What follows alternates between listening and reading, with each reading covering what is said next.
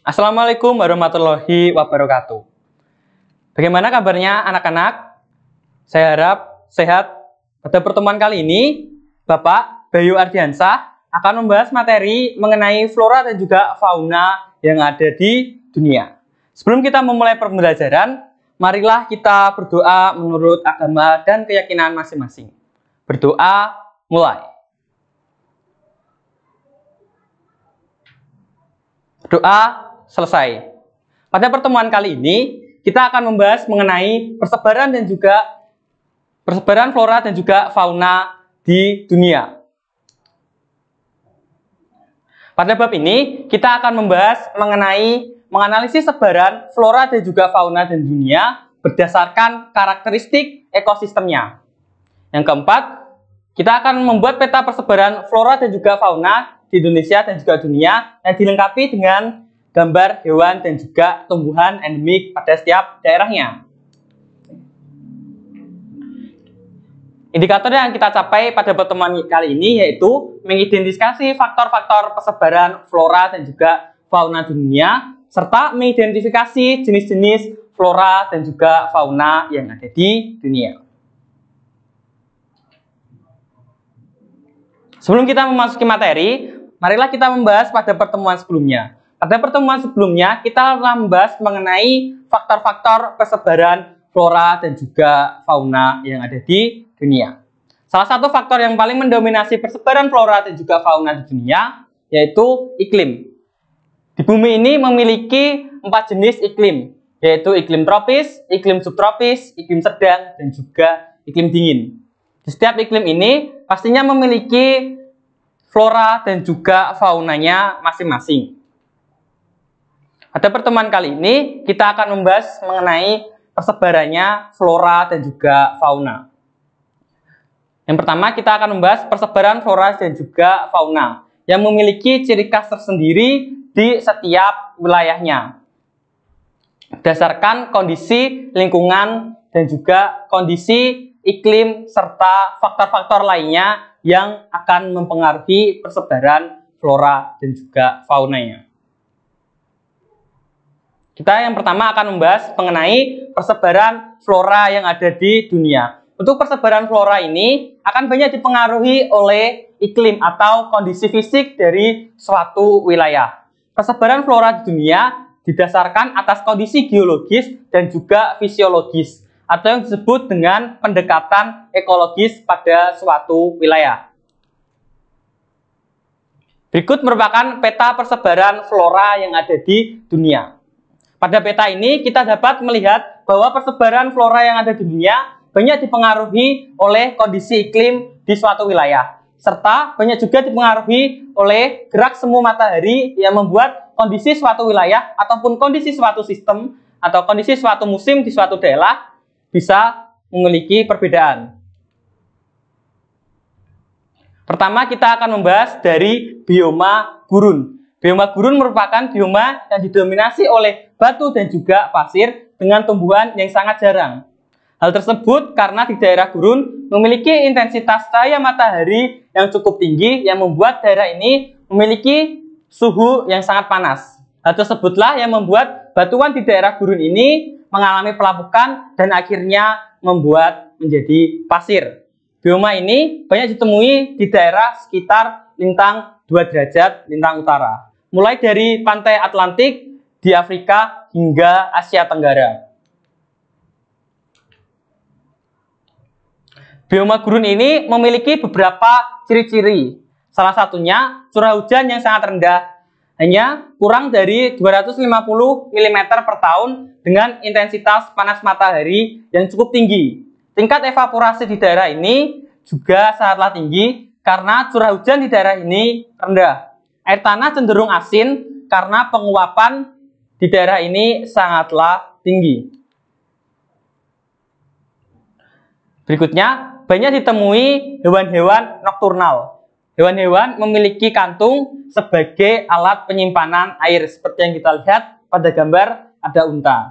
Dan di daerah gurun ini memiliki flora yang unik karena untuk daun-daunnya hanya berbentuk jarum. Hal tersebut dikarenakan agar mengurangi evaporasi yang dilakukan oleh tumbuhan.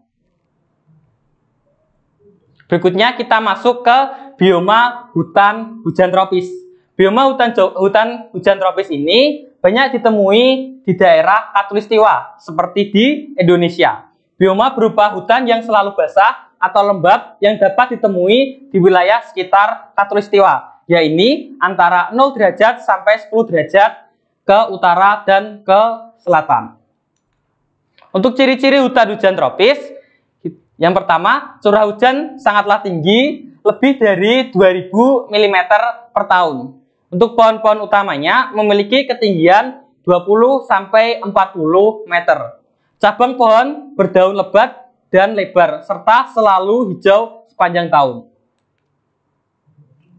Berikutnya, mendapatkan sinar matahari yang cukup, tetapi sinar matahari tersebut tidak mampu menembus ke dasar hutan. Hal tersebut karena di daerah hutan hujan tropis memiliki daun-daun yang sangat lebat.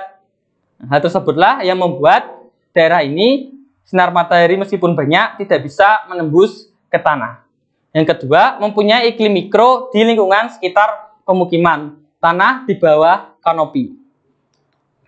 Berikutnya kita akan masuk ke hutan hujan gugur. Hutan hujan gugur atau daun tropika ini banyak ditemui di daerah-daerah subtropis sampai ke iklim sedang. Suatu bioma berupa hutan di wilayah tropis ataupun subtropis yang memiliki iklim sepanjang tahun, namun mengalami musim kekeringan di beberapa tahun berikutnya. Untuk ciri-ciri di bioma hutan gugur. Ciri-ciri bioma hutan gugur adalah sebagai berikut. Curah hujan yang mencapai 750 mili sampai 1000 mili per tahun. Pohon-pohon memiliki ciri berdaun lebat, hijau pada musim dingin, dan rontok pada musim panas dan memiliki tajuk yang rapat. Yang ketiga, memiliki musim panas yang hangat dan musim dingin yang tidak terlalu dingin. Bioma hutan hujan gugur memiliki jarak antar pohon satu dengan pohon yang lainnya tidak terlalu rapat atau tidak terlalu renggang. Untuk jumlah dan juga jenis tanaman yang ada relatif sedikit. Memiliki 4 musim, kita ketahui, yaitu dari musim panas, gugur, dingin, dan juga musim semi. Berikutnya kita masuk ke bioma stepa dan juga sabana. Bioma sabana merupakan padang rumput yang dikelilingi oleh kumpulan pepohonan besar. Sedangkan pada bioma stepa merupakan rumput yang tidak diselingkupi oleh kumpulan pepohonan. Untuk ciri-ciri dari bioma stepa antara lain, curah hujan tidaklah terlalu tinggi, antara 250 sampai 500 mili per tahun. Tanah pada umumnya tidak mempunyai air yang hal ini membuat di daerah ini banyak sekali tumbuhan yang berwarna coklat karena kekeringan. Yang ketiga, yaitu beberapa jenis rumput mempunyai ketinggian hingga 3,5 meter. Memiliki ciri khas pepohonan, yakni pohon akasia. Wilayah ini atau bioma ini bisa kita temui di daerah Afrika, Amerika Serikat bagian barat, Argentina, hingga Australia. Berikutnya ada bioma taiga. Bioma taiga merupakan bioma yang terdapat di daerah-daerah seperti Australia dan juga beberapa di daerah Selandia Baru. Untuk tumbuhan yang dapat hidup di daerah ini seperti pinus, cemara, dan juga sebagainya. Untuk ciri-ciri dari bioma taiga. Ciri-ciri bioma taiga mempunyai musim dingin yang cukup panjang dan musim kemarau yang panas dan sangat singkat. Selama musim dingin, air tanah berubah menjadi es dan mencapai hingga 2 meter. Untuk jenis tumbuhan yang hidup sangatlah sedikit. Biasanya hanya terdiri dari 2 atau 3 jenis tumbuhan saja yang mampu hidup di bioma taiga. Berikutnya yang terakhir, terdapat bioma tundra.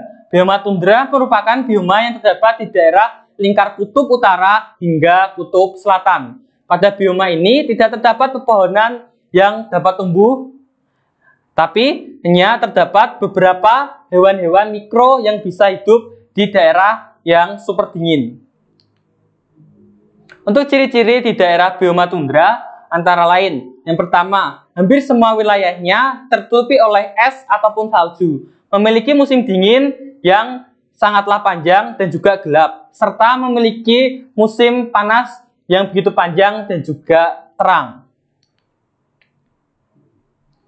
Untuk usia tumbuhan pada daerah ini tidaklah memiliki usia yang panjang, hanya sekitar 30 hingga 120 hari saja. Untuk jenis-jenis vegetasinya yang dapat ditemui seperti rumput teki dan juga beberapa hewan seperti beruang kutub. Setelah kita membahas mengenai persebaran flora yang ada di dunia, berikutnya kita akan membahas mengenai persebaran fauna yang ada di dunia. Wilayah bumi yaitu beberapa daratan lautan yang memiliki topografi dan juga iklim tertentu yang menyebabkan persebaran flora dan juga hewan sangatlah bervariasi antara satu daerah dengan daerah yang lainnya. Bapak akan membahas dulu ataupun kita akan mengingat-ingat dahulu faktor-faktor apa saja yang menyebabkan persebaran tersebut. Salah satu faktor yang utama, seperti yang Bapak jelaskan tadi di awal, yaitu faktor iklim, merupakan kondisi rata-rata curah hujan berdasarkan waktu yang panjang di satu wilayah bumi, ataupun faktor iklim yang berpengaruh dengan persebaran fauna di suatu wilayah. Berikutnya ada juga faktor topografi, atau topografi merupakan faktor yang mempengaruhi persebaran fauna yang banyak mempengaruhi di beberapa daerah, khususnya di daerah Indonesia yang memiliki topografi yang sangat bervariasi karena memiliki banyak sekali gunung serta pegunungan. Hal tersebutlah yang akan mempengaruhi persebaran flora ataupun fauna di suatu wilayah. Yang selanjutnya kita akan membahas mengenai curah hujan. Curah hujan ini akan berpengaruh terhadap kondisi tumbuhan pada suatu wilayah. Hal tersebutlah yang akan menjadi salah satu sumber makanan dari hewan. Karena hal tersebut membuat persebaran flora dan juga fauna di suatu wilayah akan sangat terkait. Berikut Bapak tampilkan mengenai beberapa peta dari persebaran fauna yang ada di dunia. Kita akan membahasnya satu persatu.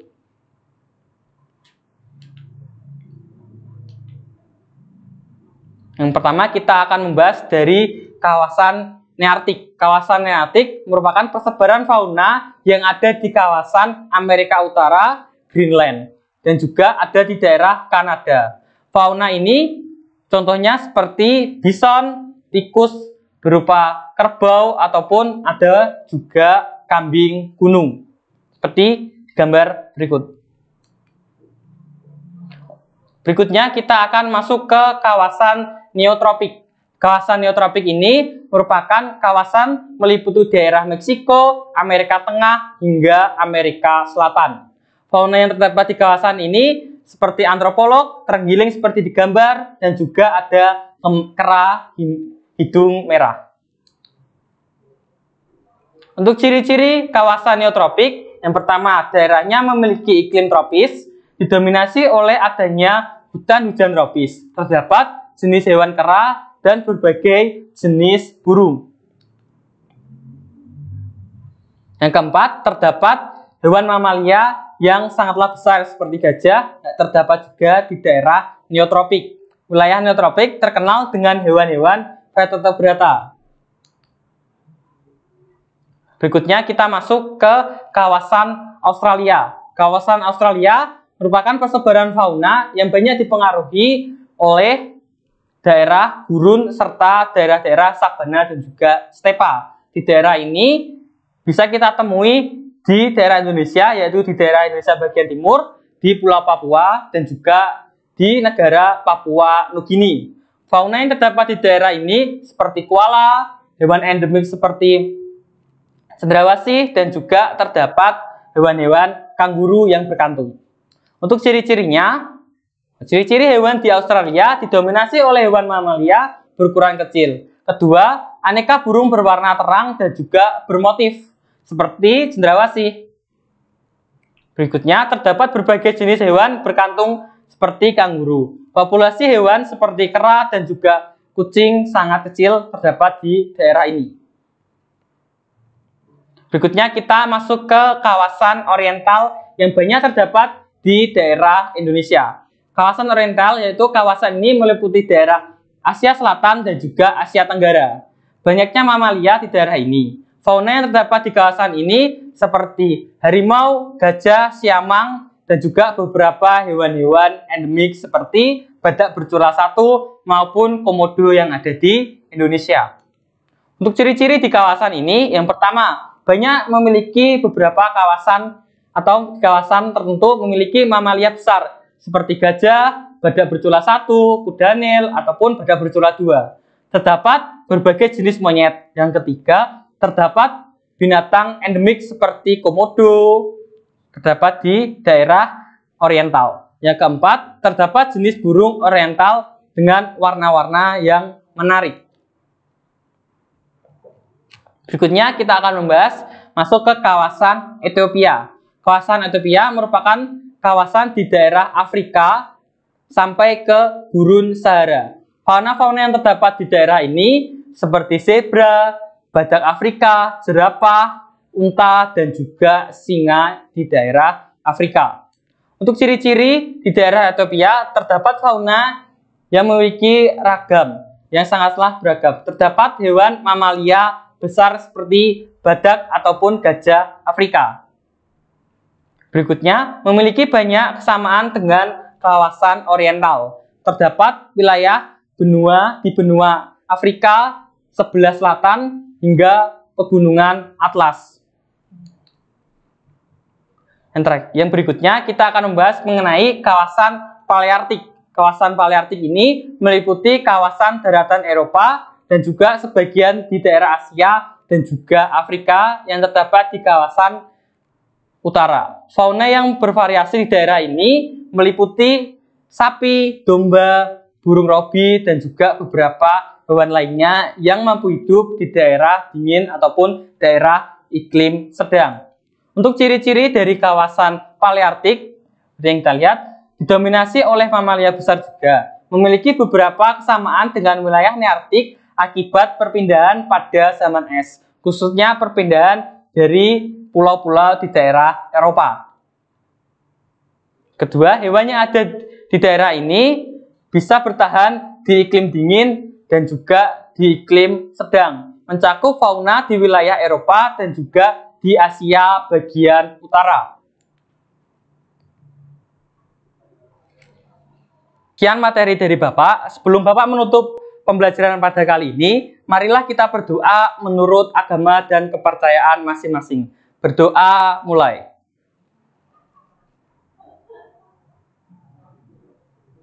Berdoa selesai. Bapak mohon maaf jika ada kesalahan kata ataupun kesalahan menyampaikan materi pada pertemuan kali ini. Terima kasih. Wassalamualaikum warahmatullahi wabarakatuh.